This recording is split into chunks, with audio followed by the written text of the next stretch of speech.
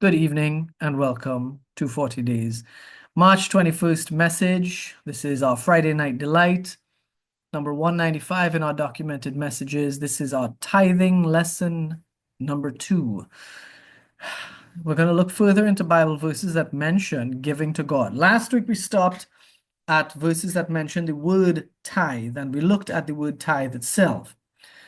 Tonight we're going to look at 2 Chronicles 31, Matthew 25, 31 to 46, Luke, and some others. There'll be a bunch of other verses, y'all.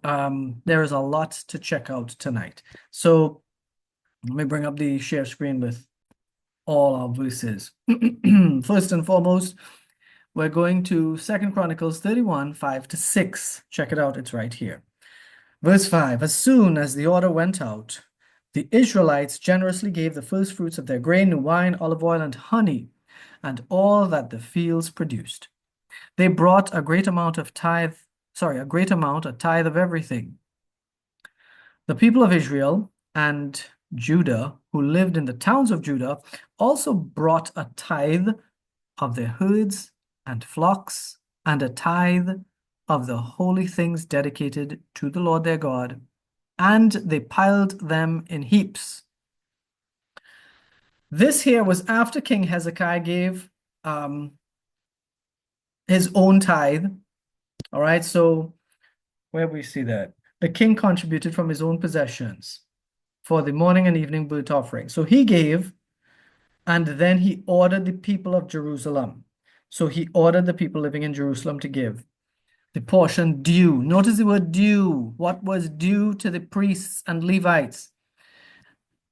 That's important. A tithe is due to the priests and Levites in this script. According to the last verse in this chapter, and let's check that for a sec. And so he prospered.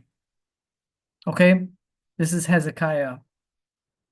He did what was good and right in everything he undertook in service to obey the law and the commands. He sought God, and so he prospered. That identifies to us that God favors the ones that are devoted to him. I want to add here, very importantly, this does not mean if you give to God, you'll be a millionaire. Please don't ever fall for that. That is not true. If your life has to be spent earning an income of $5,000 a month by God's hand, because that's what he wants you to have, you'll prosper with 5,000. Obviously, you're not going to buy a mansion with 5,000, but you will prosper with 5,000. That means with that 5,000, you'll do a lot better than another person could do with 5,000 who doesn't have God's favor. If it is God's will for you to earn a living of 85,000 per month, you'll prosper with that. But please, there is no guarantee that everybody who gives to God will be rich. Everybody who gives to God of their substance, not just, money and stuff. Everybody who gives to God, like Hezekiah here does, in everything to obey the law and the commands, to seek God and work wholeheartedly. Everybody who gives will prosper. But that prosperity is based on God's plan for your life. And I'm making sure you'll understand this. Unlike what the false teachers tell people, God's plan for your life is not your plan for your life. It's his plan. And what is in his heart, we will not know beyond what's in the scriptures until we experience it. Matthew 25, verses 31 to 46. This is quite a bit. But when the Son of Man comes in his glory and all the angels with him, then he will sit upon his glorious throne. All the nations will be gathered in his presence, and he will separate the people as a shepherd separates the sheep from the goats. He will place the sheep at his right hand and the goats at his left. I think I'm in the wrong place. Oh, no, I'm in the right place. It's a long passage. I'm going to skip down to a bit to save us some time. Here it is. For I was hungry, and you didn't feed me. I was thirsty, and you didn't give me a drink. I was a stranger, and you didn't invite me into your home. I was naked, and you didn't give me clothing. I was sick and in prison, and you didn't visit me. Then they will reply, Lord, when did we ever see you hungry or thirsty or a stranger or naked or sick or in prison and not help you? And he will answer, I tell you the truth. When you refused to help the least of these, my brothers and sisters, you were refusing to help me. And they will go away into eternal punishment, but the righteous will go into eternal life. This here was after Jesus gave the parable of the three servants that were given bags of gold or bags of silver. And that's here. All right. This parable here of three servants given bags of gold and silver. God expects us to be generous to vulnerable populations. So giving is part of our duty for God.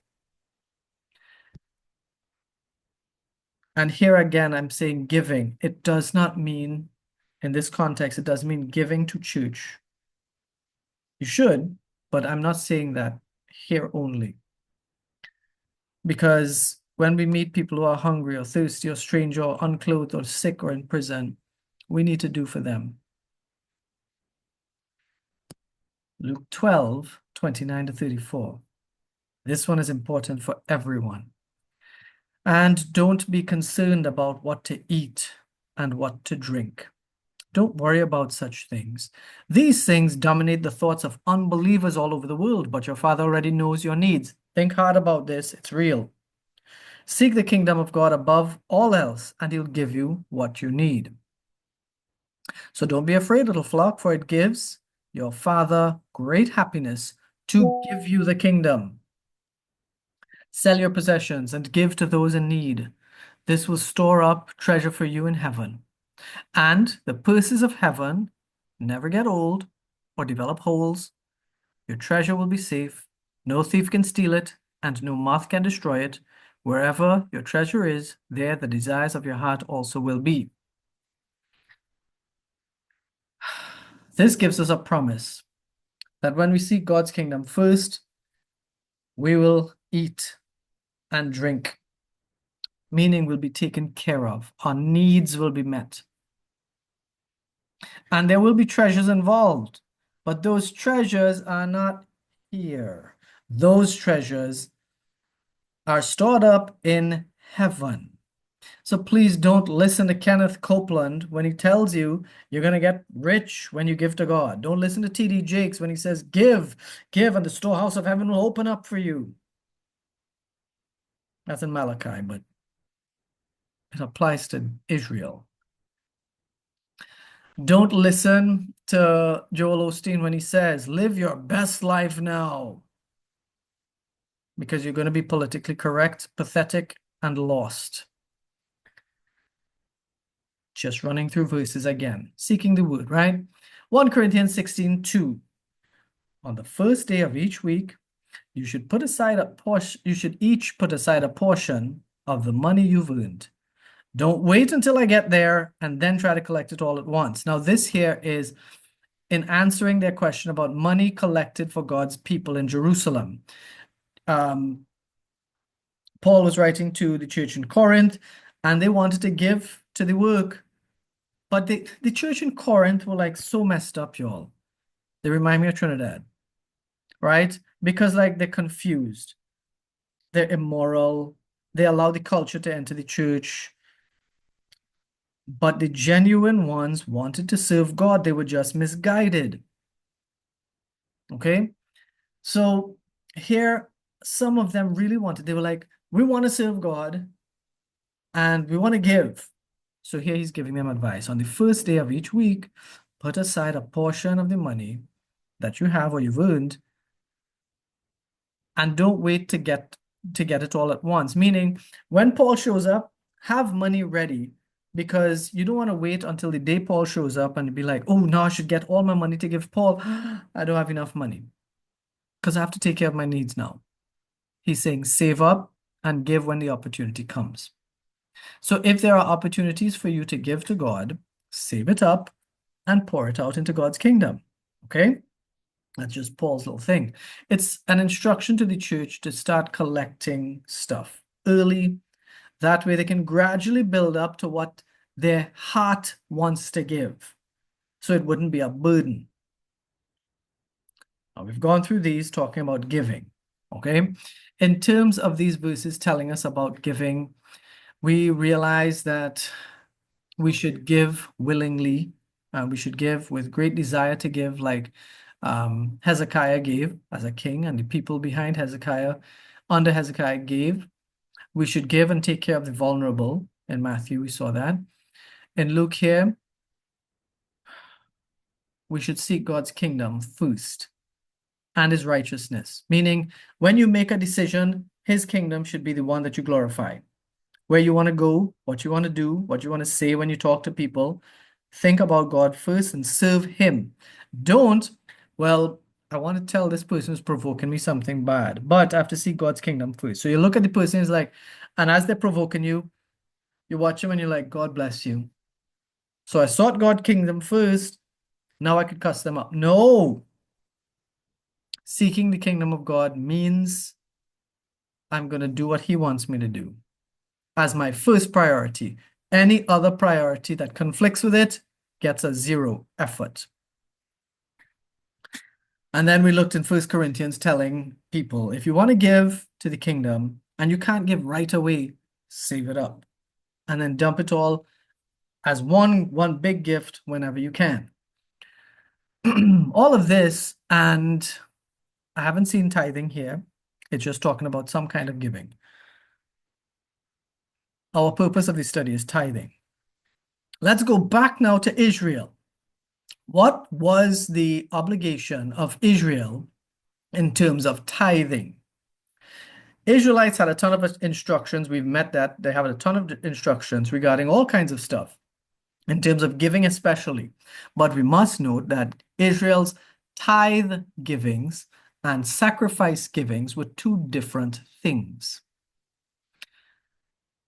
The sacrifice givings were ordinances of worship that had specific purpose. We'll see some of that stuff, but not a lot.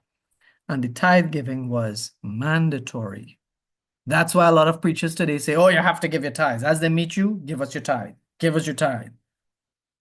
We're not saying that yet. Let's check out and see what the word says.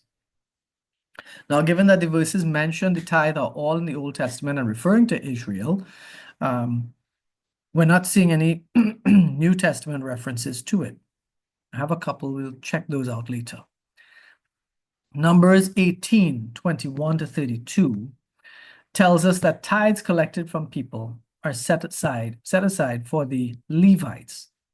To the Levites I've given every tithe in Israel for an inheritance, in return for their service that they do, their service in the tent of meeting. That verse 21 is very specific. For doing your job in the service, the tent of meeting is where the church at that time, their version of the church, the Israelites would go to worship. So for serving in the church, they get a reward. Okay? That's so that the people of Israel do not come near the tent of meeting and bear sin and die. Levites had to be ritually clean to do service. Okay? They shall be a perpetual statute throughout your generations for the tithe of the people which they present. I have given to the Levites for an inheritance. Therefore, I have said of them, they shall have no inheritance among the people of Israel. What that means is, and we'll see it here, the Levites collect whatever the people give for this, out of the people's tithes, it becomes the Levites. More on that in a second. Leviticus 27, 31 to 33. If you want to buy back the Lord's tenth, so this is to the people of Israel. If you gave a tithe and you want to buy it back, and that is grain or fruit, you must pay its value plus 20%. Meaning these people could give a tithe to them, but buy it back. Now, if they wanted to buy it back, I don't understand why somebody might want to buy it back, but, if they needed the food or whatever, they can buy back grain or fruit So they'd work out the value of it and they'd pay the value plus 20%. Okay? Count off every 10th animal from your herds and flocks and set them apart for the Lord as holy. Check this one. You may not pick and choose. You may not substitute. If you do exchange one for another, both the original and the substitute will be considered holy and cannot be bought back. The animals could not be redeemed or bought back. Okay? Crops and grain, yes, but not the animals, because animals selected to be given to God had to be a certain standard. So you can't take that back. Let's go to Deuteronomy 12:11. Then to the place that the Lord your God will choose to make his name dwell there, there you shall bring all that I command you, your burnt offerings, your sacrifices, your tithes, and the contribution that you present, and all your finest vow offerings that you vow to the Lord. When God took Israel out of the wilderness, gave them the promised land, and they disobeyed him, so he left some stress in there for them. He told them, build the temple in Jerusalem. That is what he meant, the place that the Lord will choose. The place he will choose to make his name dwell there, Jerusalem. The Israelites were supposed to carry their due tithes and sacrifice offerings to Jerusalem. Verses 12 to 13a reinforces the Jerusalem mandate. Take care that you do not offer at any place that you see. Okay? When we see that, it says God was very specific. Take it to Jerusalem and nowhere else. When the kingdom of Israel was split into two, northern and southern, and the northern kingdom made two places to go and worship, that was in direct disobedience of this. He said, take care that you do not offer your burnt offerings at any place that you see, but at the place that the Lord will choose in one of your tribes. There you shall offer your burnt offerings, and there you shall do all that I'm commanding you. He did not say, wherever you feel like. I'm bringing this up because people will forget. People have forgotten. The Israelites themselves forgot. Going to Deuteronomy 14. I know it's a lot of bouncing in the Bible, but I'm showing you where we're getting instructions about tithing. 14:22 to 29. This talks about tithing 1/10. And if it can't be carried to Jerusalem, they could liquidate the tithe, meaning sell it, take the money, and go to Jerusalem to buy food.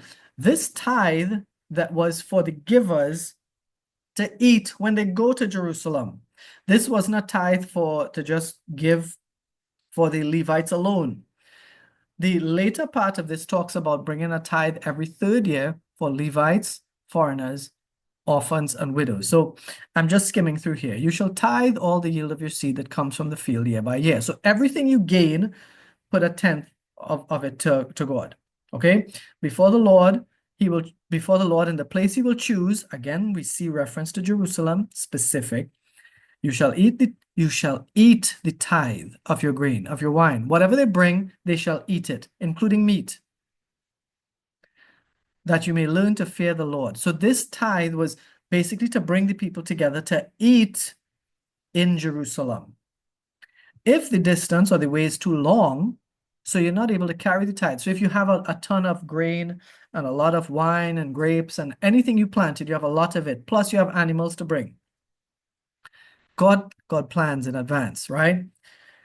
If it's too far, you shall turn it into money, liquidate, sell the tithe. Whatever it is, sell it. Obviously, sell it for a good price. Bind up the money in your hand, set it aside. Go to the place that the Lord, go to Jerusalem, spend the money for whatever you desire, oxen, sheep, wine, drink, anything that your appetite craves, and eat there before the Lord your God. So God gave them an instruction. I know how tough it might be for you to grab your crops, animals, and liquid wine and whatever, and to bring it all the way to Jerusalem. So here's what to do. Sell it, store up the money, bring the money to Jerusalem, buy whatever you feel like, and eat it in Jerusalem. But that's not all. You shall not neglect the Levite who is within your towns, for he has no portion or inheritance with you. What this here is saying, don't abandon the people working in the church. Give to them.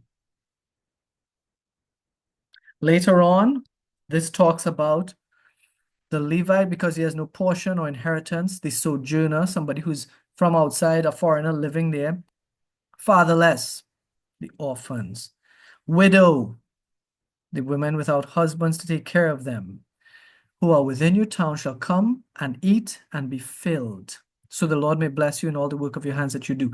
If we do these things as Israelites, I'm not saying we literally, okay? But if the Israelites came to Jerusalem and they followed and they did it and they took care of these people, the Lord may bless you in all the work of your hands that you do.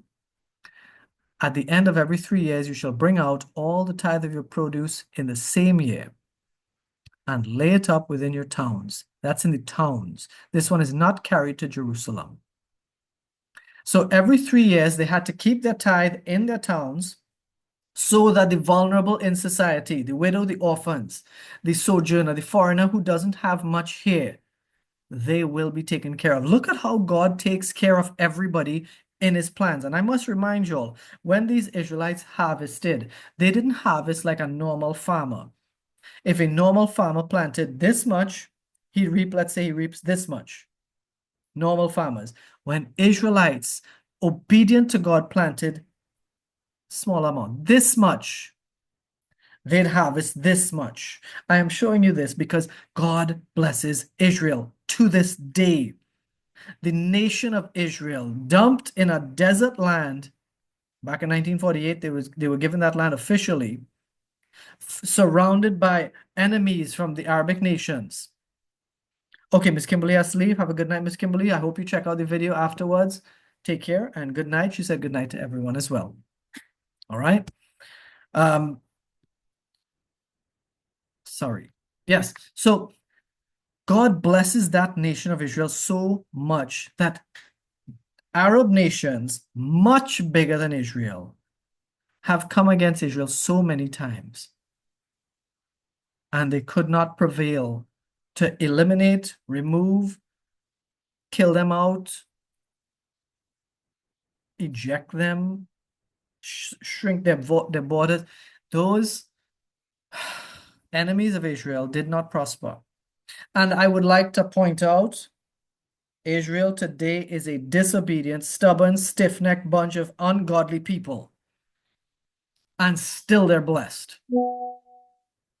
Okay? This is powerful. This is powerful. We need to understand when God's people give to him, he takes care of them. And I know y'all, I know I'm sounding like I'm telling y'all give money to church, give money to me. I'm not saying that yet. I'm just showing you what the word says here. We still have to make a final pronouncement. Okay? These here that we're looking at are annual tithes that were made out of crop yields and animal births. Paying 1/10 of the crop yield and the animal birth was what the Israelites had to do. It was due. It was like a mandate. It corresponds with us today. We don't plant crops or have animals. We work and we get rewarded with money. Paying 1/10 of our weekly or monthly incomes would be the same thing. So I'm drawing a parallel there. I'm not saying you have to pay a tithe yet. Hold on. But I am saying if a pastor says, just like the Israelites had to pay 1/10, we can tithe and say, yeah, we should today pay 1/10. That kind of makes sense so far, but we're not done. In Numbers 18:8, Aaron was told by God, and I'll read it here for you. The Lord gave these further instructions to Aaron. I myself have put you in charge of all the holy offerings that are brought to me by the people of Israel.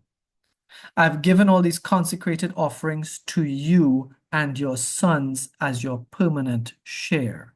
That part of offerings to God would go to the ones he trusts with maintaining and serving in the temple, Aaron and his sons, permanently.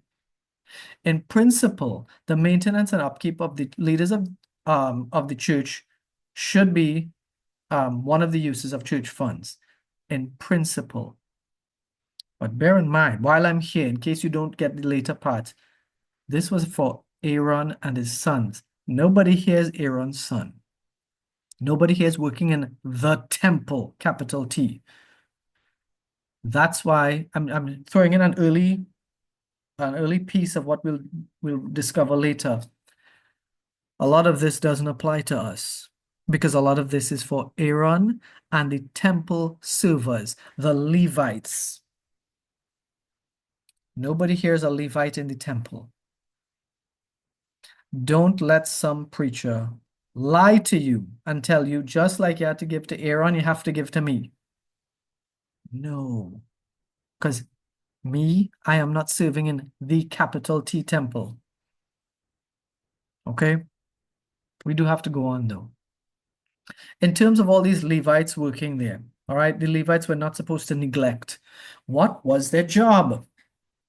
Levites were musicians, gatekeepers, guardians, temple officials, judges, and craftsmen. Levites had a number of different jobs, and this is all their duty for the church. Their primary purpose was temple service, but they were also administrators, judges, warriors, court scribes, and teachers of the law. These offerings that God was asking for here, or mandating, wasn't asking, was mandating. These offerings were to maintain them in their public service because they were not given land when God allotted land to the tribes of Israel. So effectively, they had no income from the land to get as owners or workers. Now, they did get a little allotment, but not like the other tribes.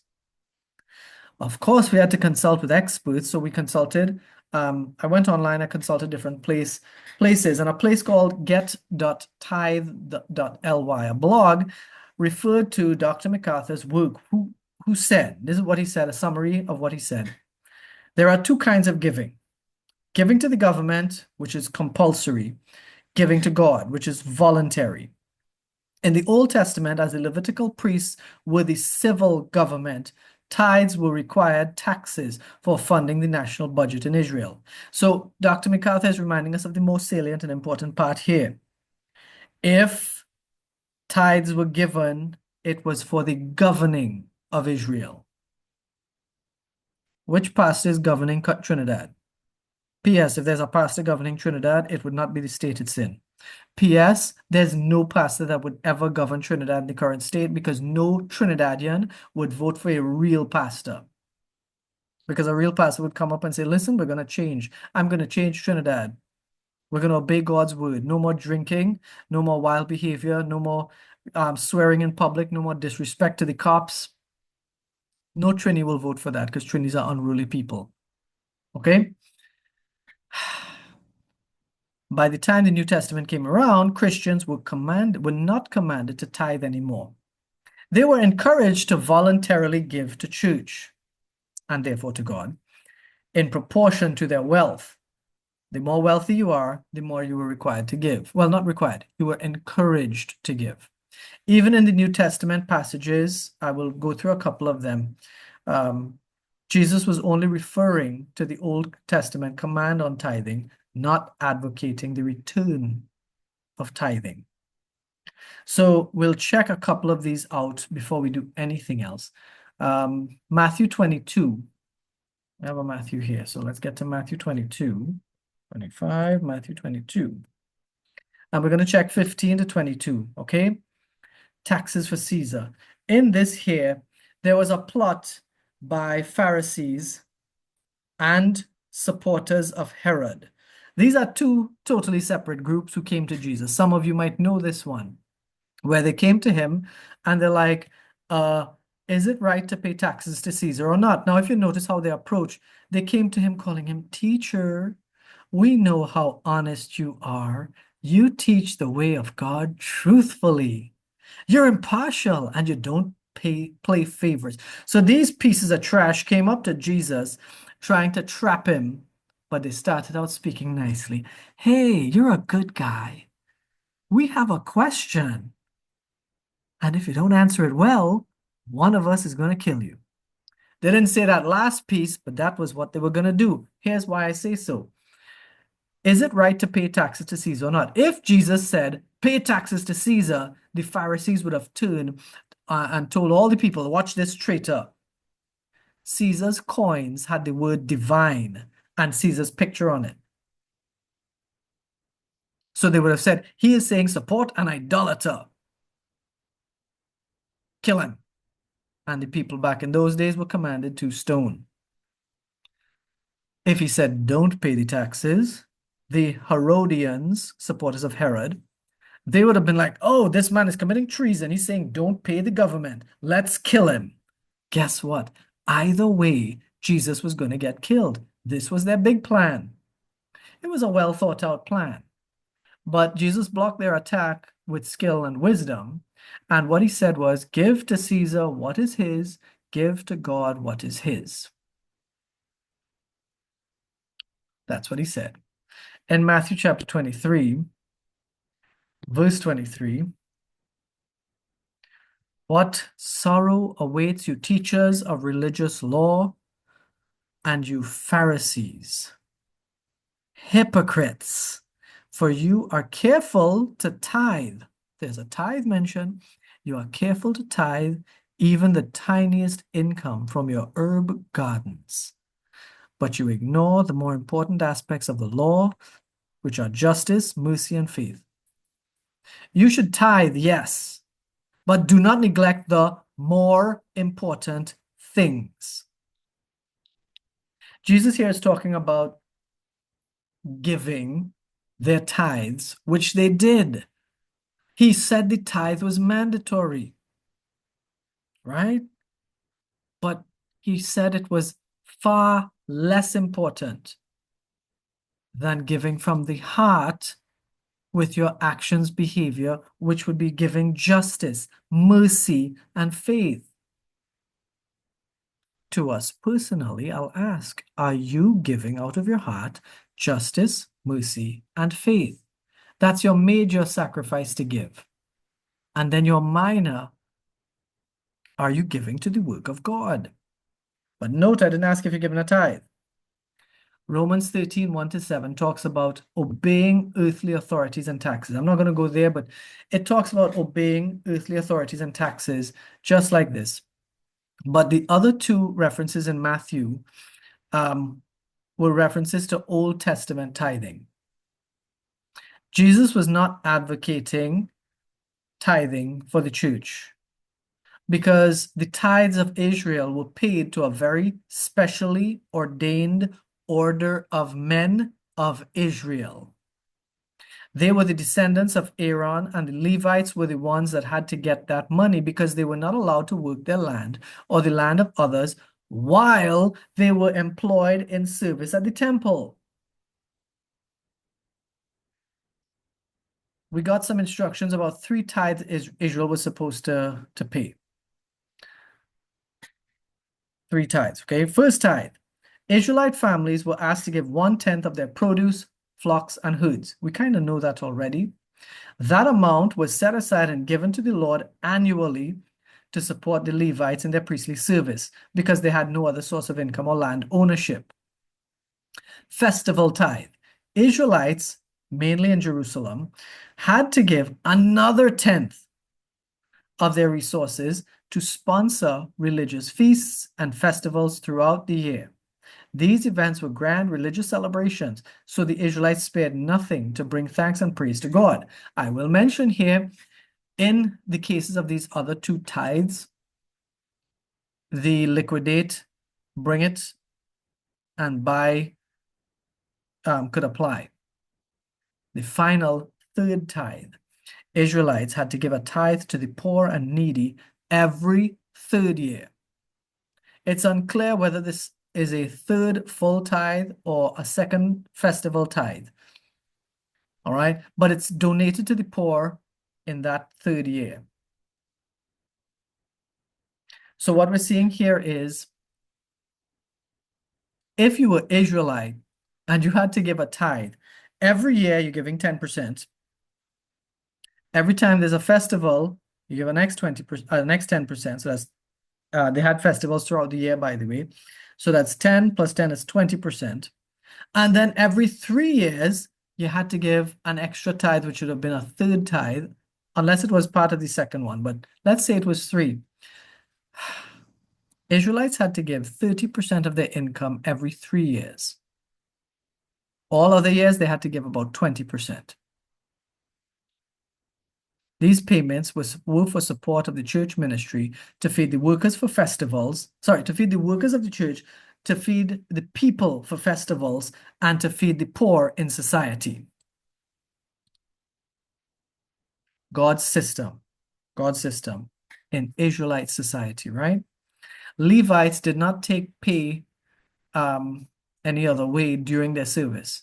But when Levites were not rostered to work in the temple, they could have taken pay outside, like a private job. We know this happened because Judges 17 tells us a story of a guy named Micah, not the prophet Micah, a guy named Micah. He paid a Levite. He went out, found a Levite, a young fella, found a Levite, and he's like, come stay in my home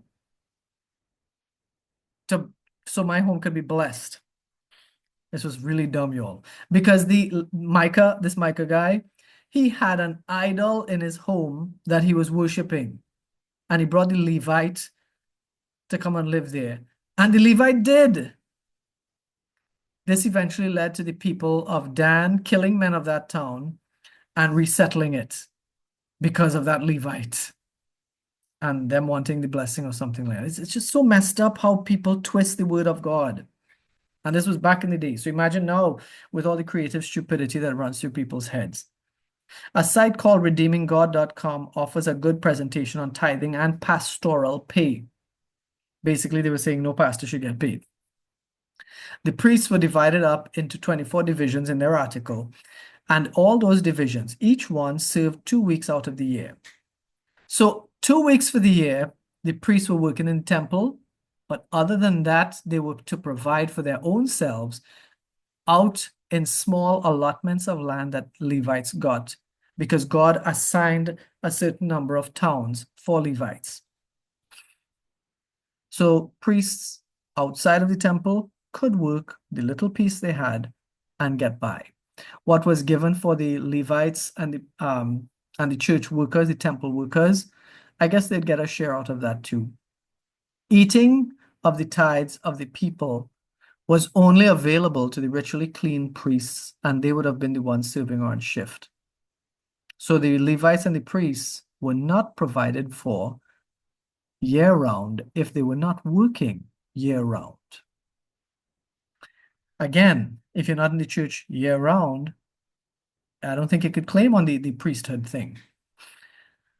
Now, there's a corruption part of the priesthood. I want to touch on that now. In Matthew 23, which, this is it, right? Matthew 23.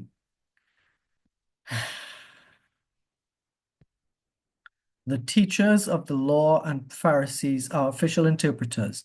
So practice and obey what they tell you, but don't follow their example, for they don't practice what they teach.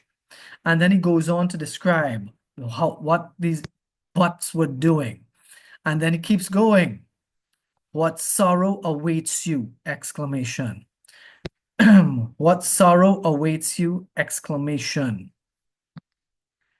God is telling them, you have done wrong. Now, this is New Living Translation. In other translation, let me go to an ESV. We'll see a familiar word for us.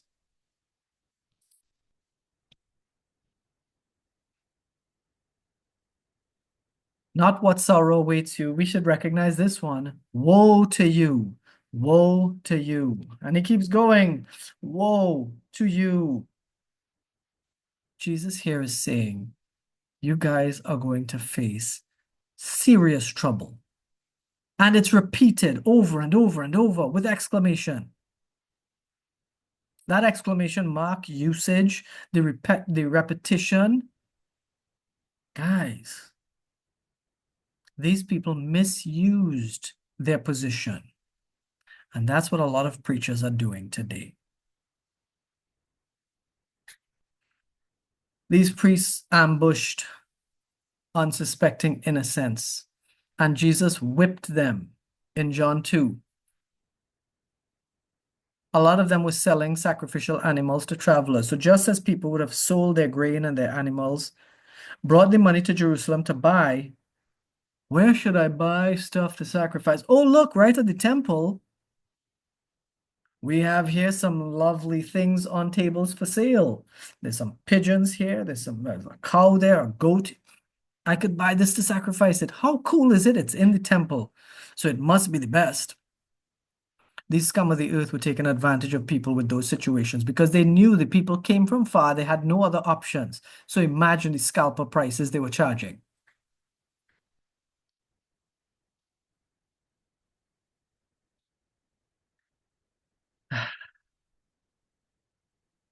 I have a little bit more, but it will lead to the conclusion. So we're stopping here.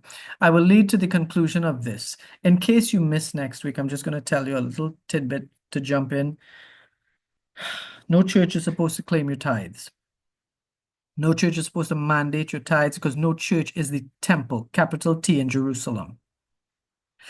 No pastor is a Levite, descendant of Aaron, to claim those tithes during the annual feast, the annual time that tithes were due, the feast times when tithes were due. No priest, no pastor or whatever could claim that. And what's worse, all of this started up because some clown lady pretending to be a priest, pastor of a church, trying to hold on to the power in that church that her dead husband leaves. She was trying to scam or fleece a pensioner, saying, "Oh, you're collecting pension? You sure it's good? You have to give your tithe from your pension." She was trying to scam a pensioner. That is why we are doing this study now. We're not doing this study now as I'm reading all of this and people could watch this and say, "Oh, he just reading that because he wants to take your money." I have never asked y'all or demanded from y'all to give your money. And I say it proudly on God's strength. 40 days does what it does, and it does not mandate a person to give money. So whether you give or not, 40 days will go on as God wills.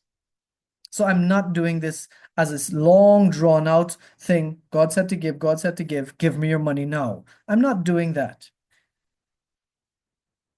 I know a lot of what I shared there could come across as that, but I'm just reading the word to show you what it says and what it told the Israelites.